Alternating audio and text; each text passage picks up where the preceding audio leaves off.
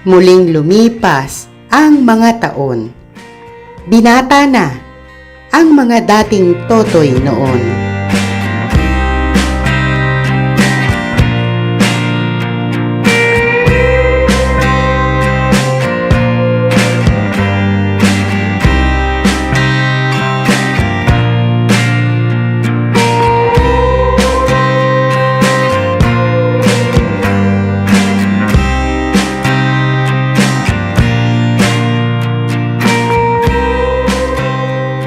Natuklaw ng ahas si Carlo habang nagtatabas ng mga talahib sa isang sulok ng sementeryo.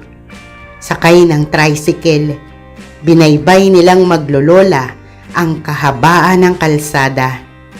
Halos mawala ng ulirat si Lola Masyang sa labis na kaba at pag-aalala. Hindi kumikibo si Redentor pero nasa anyo na rin ang takot. Hindi lang nagpapahalata para di lalong mataranta ang kanilang lola. Kailangang madala agad si Carlo sa pinakamalapit na ospital para maagapan.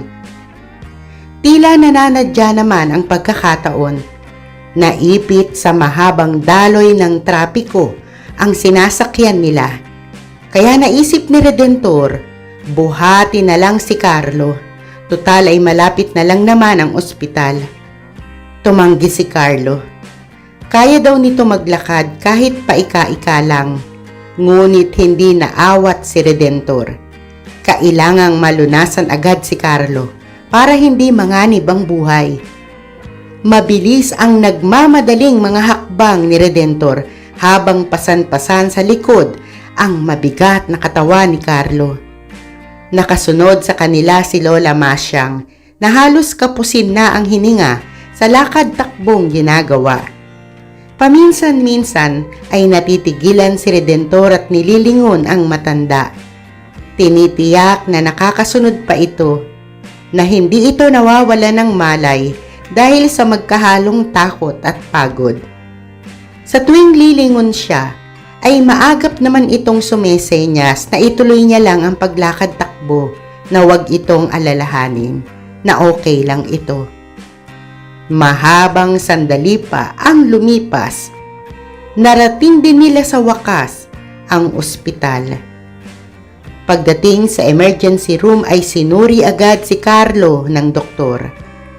Ayon sa manggagamot, mabuti na lang daw hindi makamandag ang ahas na nakatuklaw kay Carlo.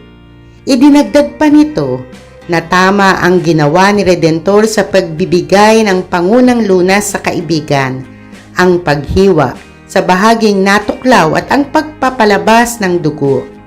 Ang mali daw ay ang itak na ginamit dahil puro kalawang. Mapanganib din daw ang pagsipsip ng dugo, lalo na kung may sugat sa loob ng bibig ang gumawa ng ganon, maaari raw malason. Nagtagis ang mga bagang ni Carlo sa narinig. Dahil sa kanya, mapapahamak si Redentor. Dahil sa kanya, malalagay din ito sa kapahamakan. At posible pang unang mamatay. Nagtubig ang mga mata niya. Kaya pumikit at bahagyang ipinaling ang muka sa liwa sa kinatatayuan ni Redentor.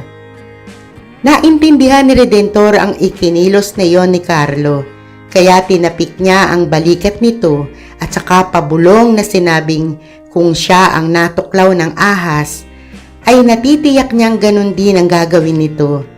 At saka sila magkasamang hahantingin ang ahas para maresbakan.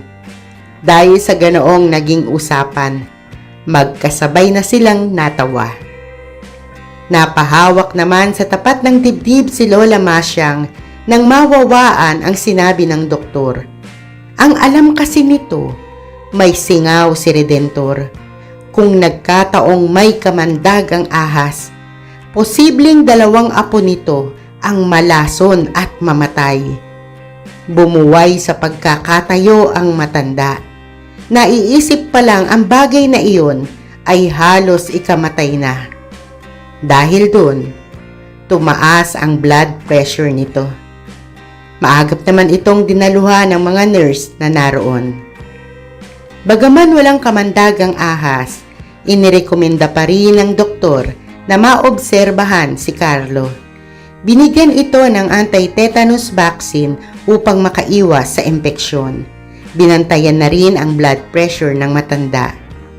Pagkaraan ng halos 6 na oras, pinauwi na sila, bitbit ang reseta ng mga gamot na dapat bilhin at inumin ng maglola. Ganon din ang gamot para sa singaw ni Redentor.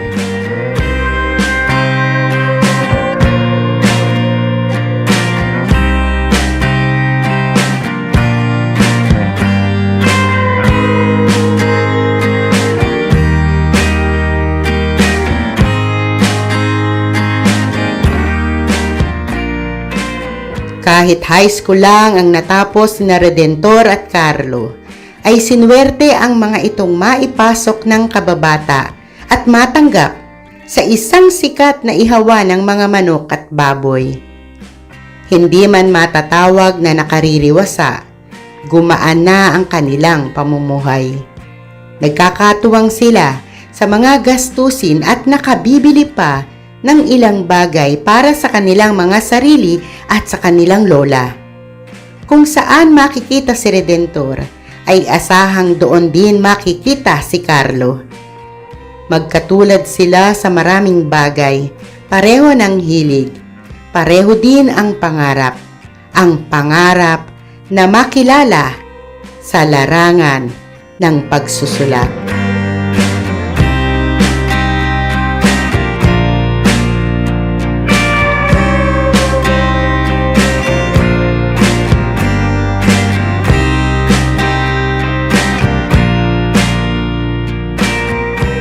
Nang makarating sa kaalaman ni Redentor na may isasagawang writing workshop, ay nagka-interes agad siya.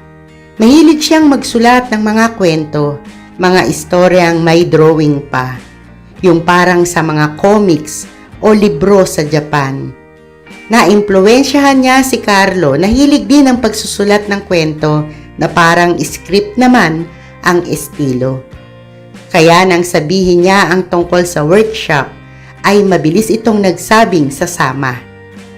At ganun nga ang nangyari.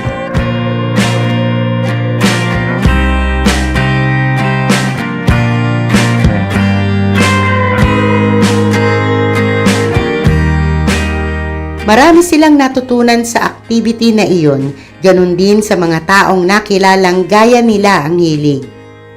Lalong nabuhay ang kagustuhan ni Redentor na makalikha ng magagandang mga obra. Kapag day off sa trabaho, nauubos ang oras niya sa pagsusulat.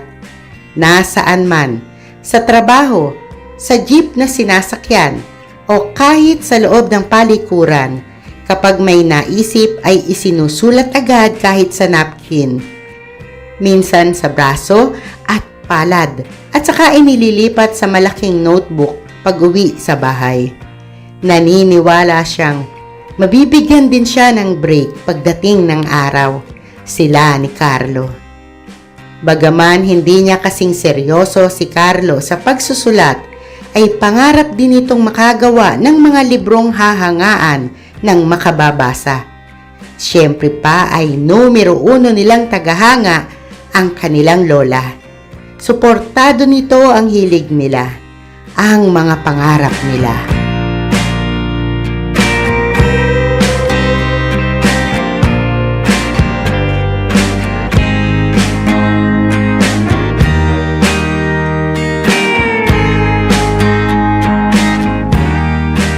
Dahil mga binata na, nalaman na rin nila kung paano ang magmahal.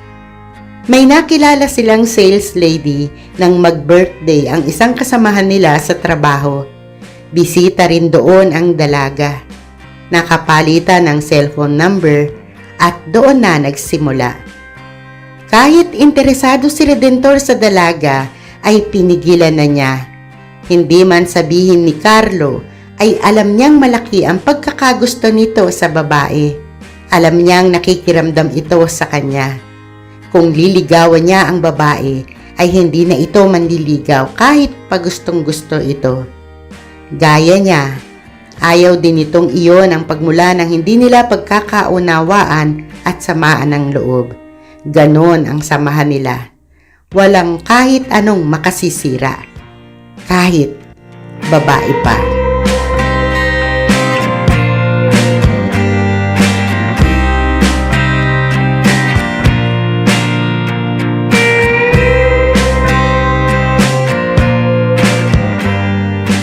Si Redentor na ang umiwas. Kahit mag-text sa kanya ang babae, ay hindi niya nire-replyan. Ipinaramdam niya kay Carlo na hindi siya interesado. Kaya naman, naglakas loob na si Carlo. Niligawan nito ang dalaga hanggang sa naging nobya. Masaya si Redentor para kay Carlo. Totoo yon sa kanya. Katwiran niya, marami pang babae. May darating ding nakalaan para sa kanya.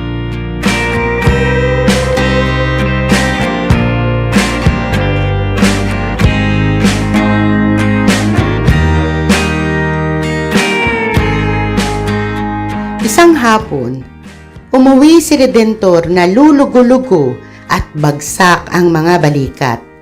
Galing siya sa publishing company. Nireject na naman ang kwentong ipinasa niya. Nabigo siyang pasiglahin ang kilos, hindi na itago ang frustrations na nararamdaman.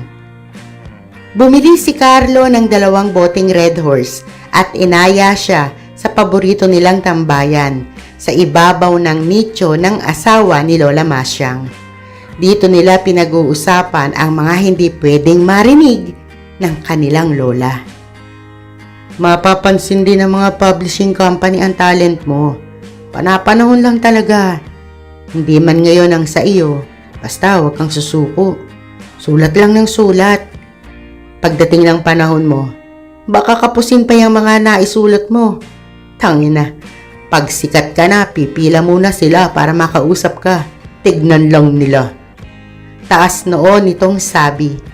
Hindi niya napigilang matawa. Paano ay nagmura pa ito? Sa kanilang dalawa, siya ang madalas magmura kung natutuwa, lalo na kung naiinis at nagagalit. Pero ito ay hindi. Hindi nito sinusuway ang bilin ng lola nila na masama ang magmura. Natawa rin si Carlo matapos tutupin ang sariling bibig, kasunod ng pagpaling sa daan na sinusulputan ng lola nila. Lumakas ang naging pagtawa nila sa isa't isa. Ganon si Carlo. Kapag may problema siya, ito ang nagpapalakas sa loob niya. Pinagagaan ang pakiramdam niya sa tuwing parang nawawalan na siya ng pag-asa.